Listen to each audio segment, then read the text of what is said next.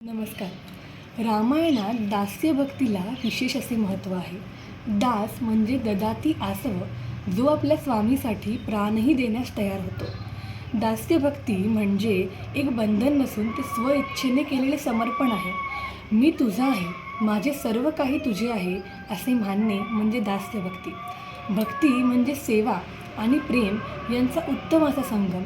आणि रामायणातल्या एका अशाच दास्यभक्तावरती प्रकाश टाकण्याचा आज आपण प्रयत्न करूया. आणि तो दास्यभक्त म्हणजे अर्थातच हनुमान. वानरराज केसरी आणि अंजनी हे पुत्रप्राप्तीसाठी तपश्चर्या करत होते.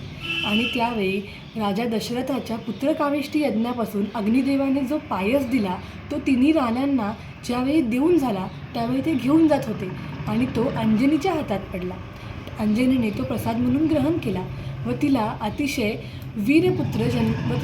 वीरपुत्र जन्माला घातला.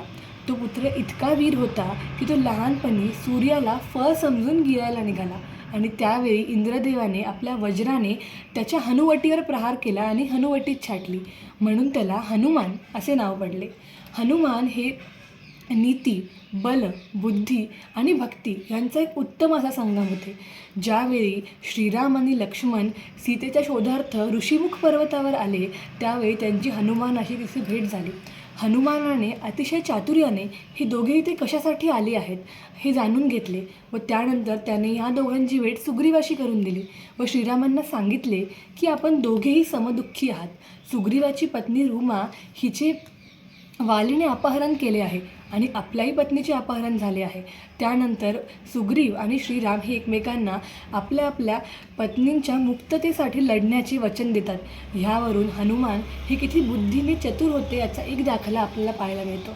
त्यानंतर ज्यावेळी हनुमान सीतेच्या शोधार्थ दूत बनून लंकेला जातात त्यावेळी ते सर्व लंका धुंडाळतात, परंतु त्यांना सीता माता कुठेही दिसत नाही. त्यानंतर ते अशोकवनात जातात व तेथे रामनामाचा जप करतात. रामनामाचा जप कुठे सुरू आहे हे पाहण्यासाठी सीता माता तेथे येते व तिला वाटते की हा रामाचा कोणीतरी दूत आहे.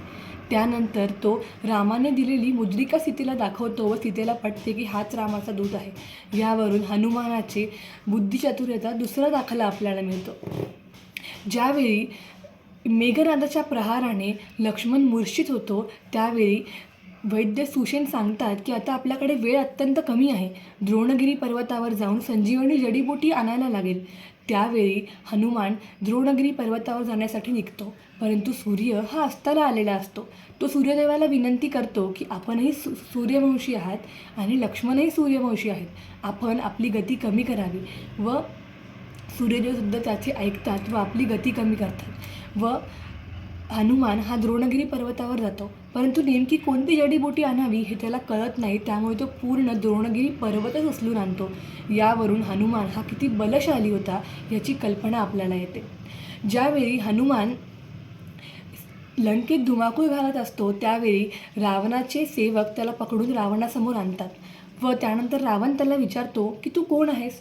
त्यावेळी हनुमान म्हणतो, दासहो कौशल्येन त्रत रामस्य क्लिष्टकर्मण, अर्थात मी कौशल्याच्या रामाचा दूत आहे.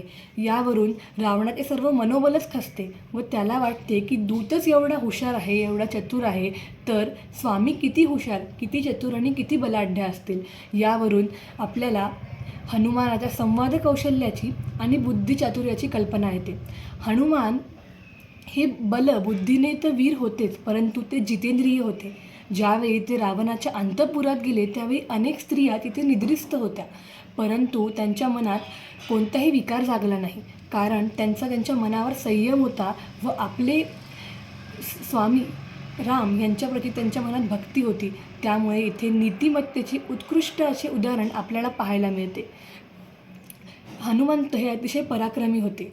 ज्यावेळी लक्ष्मणाला मूर्छा येते त्यावेळी सर्वांचे मनोबल खचते, परंतु जांबुवंत सर्वांना हनुमंतांच्या पराक्रमाची आठवण करून देतात. ते म्हणतात की आपली सर्व सेना नसून फक्त हनुमंत असले तरीही आपण विजय मिळवू, परंतु आपल्याकडे संपूर्ण सेना आहे आणि हनुमंतच नाहीत तर आपण हारल्यासारखे आहोत, आपण हे युद्ध हारणार. कारण की हनुमान हे अत्यंत पराक्रमी आहेत. त्यांनी अनेक योद्ध्यांना, अनेक महापराक्रमी योद्ध्यांना युद्धात परास्त केले आहे. एवढेच काय, त्याने रावणालाही मूर्छित केले आहे. त्यामुळे आपल्यासोबत हनुमान असताना आपला विजय निश्चित आहे. यावरून आपल्याला हनुमंत हे किती पराक्रमी होते याचा दाखला मिळतो. ज्यावेळी श्रीरामांचा राज्याभिषेक होतो त्यावेळी माता सीता सर्वांना काही ना काही उपहार, भेटवस्तू देत असतात. त्यावेळी त्या हनुमंतांना एक मोत्याची माळ देतात, परंतु हनुमंत त्या मोत्याच्या माळेतून एक मणी काढून प्रत्येक मणी चावून पाहतात व फेकून देतात. माता सीता त्यांना विचारते की आपण असे का केले? त्यावेळी ते म्हणतात की या मोत्यात मला कुठेही राम दिसला नाही, त्यामुळे मी प्रत्येक मोती चावून पाहिला आणि फेकून दिला. मग माता सीता म्हणतात, मग श्रीराम कुठे आहेत? तर हनुमंत त्यांना आपल्या छाती फाडून हृदयस्थ श्रीरामाचे आणि सीतेचे दर्शन घडवतात. धन्य तो दास आणि धन्य ती दासभक्ती. त्यानंतर ज्यावेळी श्रीरामांचा राज्याभिषेक होतो त्यावेळी श्रीरामांचे सोबत अनेक नौकर चाकर असतात, अनेक सेवक असतात. हनुमंतांना सेवा करायची संधीच मिळत नाही. तेही तक्रार घेऊन श्रीरामांकडे जातात. त्यांना सांगतात की मला आपली सेवा करायची आहे. त्यावेळी श्रीराम म्हणतात, तुला माझी सेवा करायची गरज नाही, इथे अनेक लोक आहेत. हनुमंतांना दुःख होते, परंतु ते एक युक्ती चालवतात. ते म्हणतात की ज्यावेळी आपल्याला जांभई येते त्यावेळी चुटकी वाजवायला कोणीच नाही आहे, मी ते काम करतो. श्रीरामांनाही ते पटते.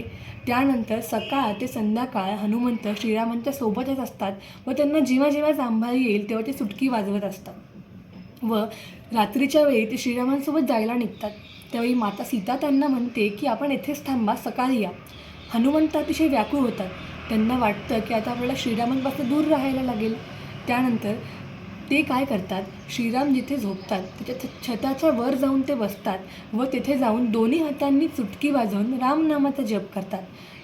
आणि दास आणि स्वामी इतकी एकरूप होतात की श्रीरामांनाही सारखी जांभई यायला लागते व ते आ करून वरच्या दिशेने बघत असतात. सीता अतिशय व्याकुळ होते. ती राजवैद्यांना बोलावते, परंतु काहीही उपयोग होत नाही. त्यानंतर ती वसिष्ठ ऋषींना बोलावते. वसिष्ठ ऋषी ज्यावेळी येतात तेव्हा ते पाहतात की श्रीराम आ करून वरच्या दिशेने बोट करत आहेत. ते वरती जाऊन बघतात तर हनुमंत चुटकी वाजवत असतात. ते विचारतात की आपण चुटकी का वाजवत आहात?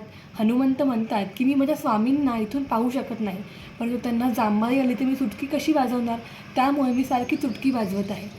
वसिष्ठ ऋषी त्यांना चुटकी नका वाजवू असे सांगतात व त्यांना थांबवतात आणि श्रीरामांची जांभईही थांबते. यावरून हे दिसून येते की श्रीराम आणि हनुमंत हे कधीही विभक्त राहिले नाही.